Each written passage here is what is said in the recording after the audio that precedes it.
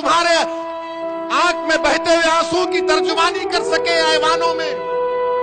याद रखो नौजवानों, मेरे बुजुर्गों, मेरी इज्जतदार मां और बहनों, मैं जिम्मेदारी के साथ अर्ज कर रहा हूं, अगर आप ये सियासी हिकमत अमली तय नहीं करेंगे तो फिर नहीं मालूम मुस्तकबिल में क्या क्या होने वाला है।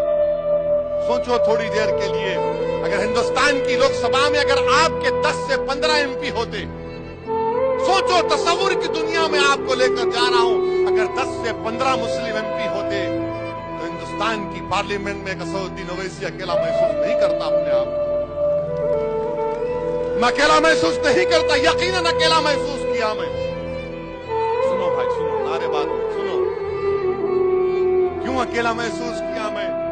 सबके पास जाकर समझा रहा था, हर एक के पास गया, और खुदा की कसम मुझे जिंदगी में कभी इतना अकेलापन महसूस नहीं हुआ। मैंने अपने हाथों से अपनी बाप के जिस्म को खबर में उतारा, उस वक्त अकेलापन महसूस नहीं हुआ जब मैं अपनी आंखों के सामने देख रहा था कि मेरी शरीयत में मुदाखलत की जा रही।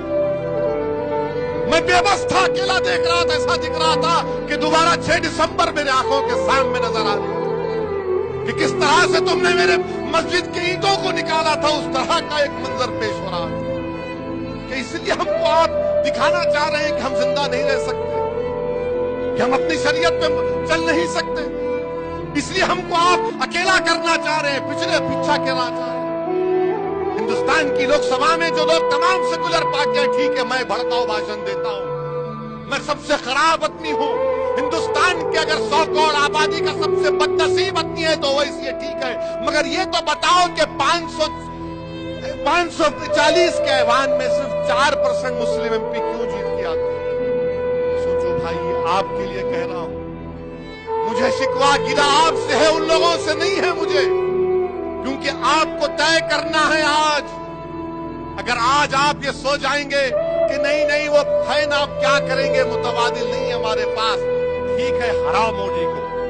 मैं नहीं कह रहा हूं कि मत हराओ मोदी को, मैं ये नहीं कह रहा हूं आरएसएस को, बीजेपी को मत हराओ, मैं ये भी नहीं कह रहा हूं कि शिवसेना को मत हराओ, मगर क्या तुम महाराष्ट्र की असेंबली में 5-6 दीवानों को कामयाब नहीं कर सकते, जो सिर्फ तुम्हारे नाम पर पागलों की तरह तुम बोलेगा अरे उठ वारिस तो उठ जाएगा, बैठ वारिस तो बैठेगा, भाग इम्तियाज तो भागेगा तुम्हारे नाम पर।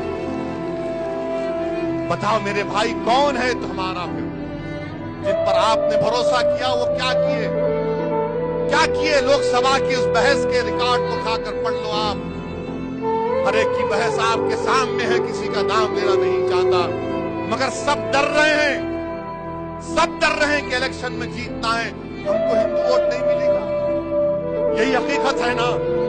और फिर हमसे आके बोलते, खामोशी में आके बोलेंगे देखो भाई 19 का इलेक्शन आ रहा, मोदी को हराने का, हम मोदी को नहीं डाले वोट, ना हम कभी डालेंगे इंशाअल्लाह होता है।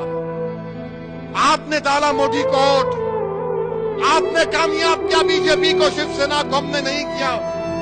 अरे हम तो बरसों से तुमको ही डालते आ रहे ना, हमारी 1 नस्ल, 2 नस्ल, 3 नस्ल, 4 नस्ल, 5 नस्ल निकल गई, तुमको ही वोट डाल रहे। मगर जब असदुद्दीन ओवैसी खड़ा होता है तो बोलते वोट काटने के लिए आया, वोट काटने के लिए नहीं आया भाई, मैं अल्लाह गवाह है, मैं वोट काटने के लिए नहीं आया।